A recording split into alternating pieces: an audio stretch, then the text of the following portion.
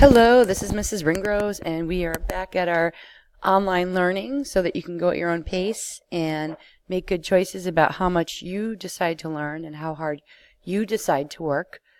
So we're going to move into what's called systems of equations, and because this is Algebra 1, we're only concerned with linear equations and not equations or functions that don't make a line. But by the end of this lesson, you should know what a system is and how to visualize where the answer to a system is. This is the word problem we did in class to get you warmed up for systems. And now you're going to take some vocabulary and do a little bit of algebra for me. So again, after this lesson, you'll be able to find and prove that an ordered pair, which is on a graph, is a solution to a system of linear equations. So a system of equations, when I say that, which I'm going to say it often, talk about systems this and systems that, in your head you should be thinking a system of equations is just two or more equations. All right, that's all it means, is that instead of having one restriction, like we made equations for certain word problems in standard form, now we have two conditions and we need to make two equations and kind of see where the answer is. And again, we're going to be focusing on linear equations.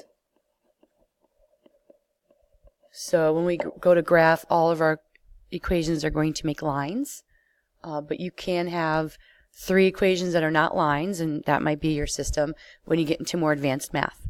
All right, a point of intersection. So I'm going to start this with a picture.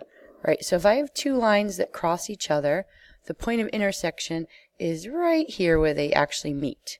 All right. So it's the place where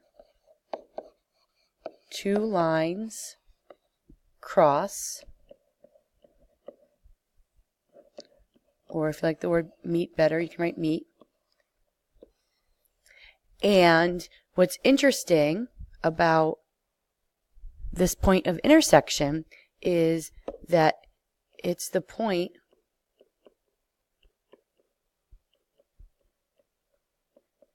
on both lines. And I'm going to illustrate that a little bit more when I actually have two lines graphed. But the point of intersection is just where those two lines intersect. Okay. And again, if you need to pause me because I'm writing or talking too quickly, go ahead and pause. If you want to slow it down, this is a YouTube video, you can use that as a setting. So I'm talking a little bit slower. Or if I'm talking too slow for you, you can speed me up a little bit. All right, a solution to a system is actually another way to describe the point of intersection. Except that we don't always graph to find our answer. So we need to find other ways and other words for it. But it's always the point of intersection. So that's why we're really interested in the intersection, because that's the answer. So solution means answer to our problem. And in a system, because these are things that we can graph, it's going to be an ordered pair. Okay, and we're going to practice that today.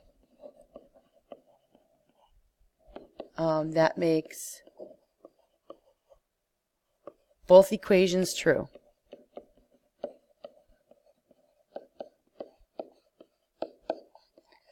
So I said in the a little bit before that a system is two or more equations. Because this is Algebra 1, you are only going to be exposed to systems that's two equations, but just know that you could have a system with 18 different equations. If you need to get some kind of engineering problem done, that's a possibility. So, all right, so on to solving systems. Yay! All right, so to solve a system, there are 4 steps for graphing. So I just would like you to have these steps written down, and then anytime you're working on solving systems by graphing, you can look at these steps. So there's actually 3 ways to solve systems, and hopefully we're going to get to them all before the end of the school year, but this is the graphing method. So as the name suggests, we are going to be graphing. And then for today, I just really want to focus on steps 3 and 4, and then the next couple of days we're gonna build up all those other steps so that you can do steps 1 through 4 all by yourself. Step 1, Don't let him in. No, I'm just kidding. All right, so step 1 is actually get your equations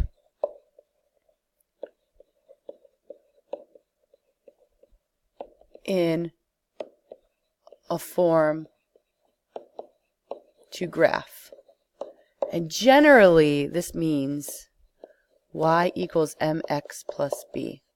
All right, because we all know how to graph starting on your b and then using your slope to count up and over. All right, but if the equation looks like it's good to go in standard form and you don't have any decimals, you can leave it like that too. Step 2, graph your equations on the same graph. Okay, because again, we're looking for where they cross. So if we put one line on one graph and one line on the other graph, that's not going to be very visible to us. So step 1, get your equations in a form ready to graph, such as y equals mx plus b. And then step 2, graph your equations on the same graph. Step 3, which is one we're doing today, find the answer,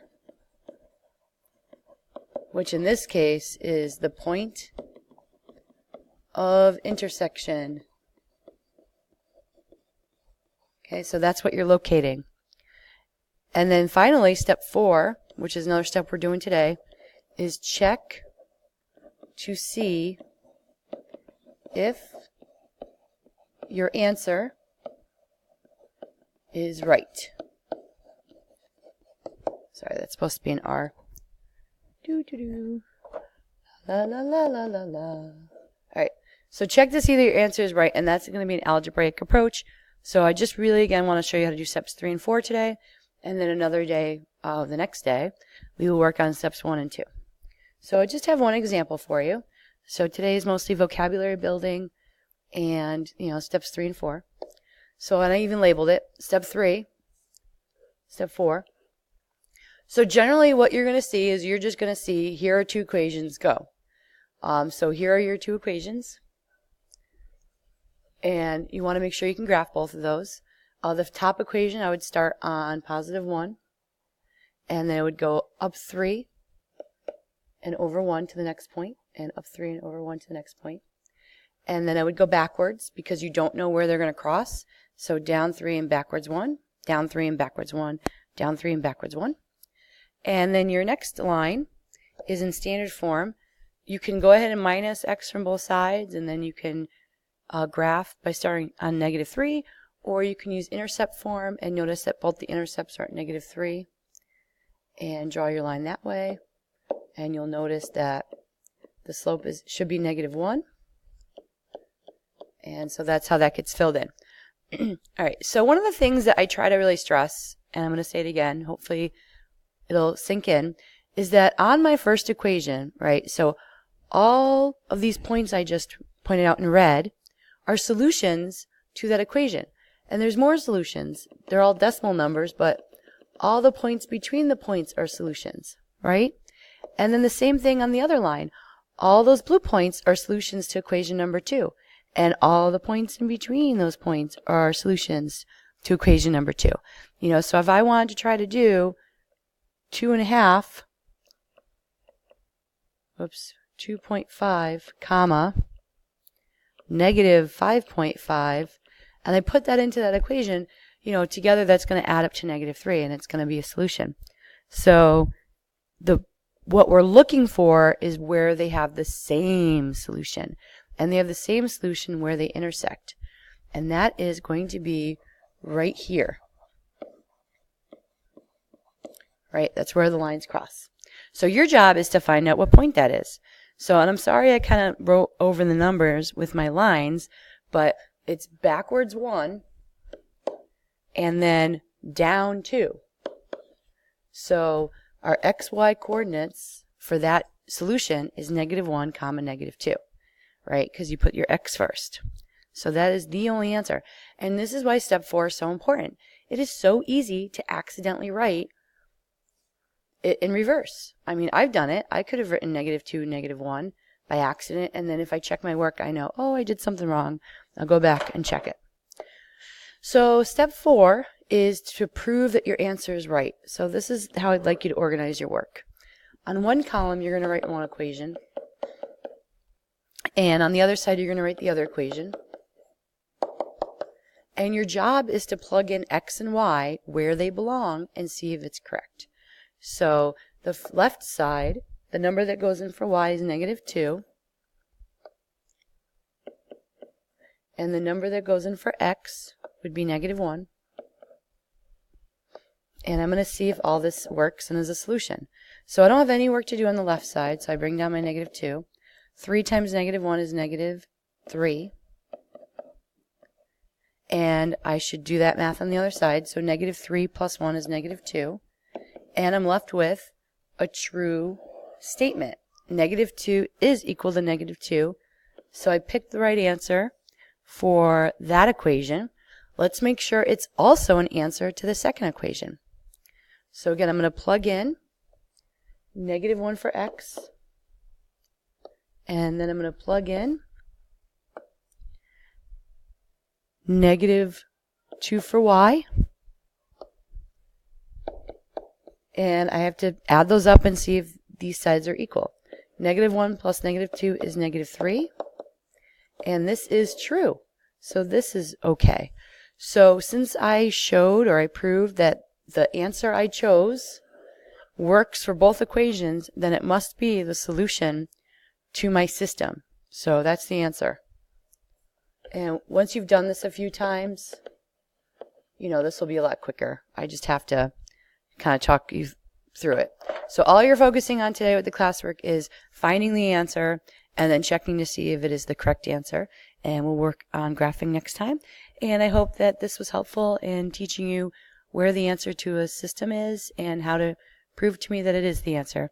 Thank you.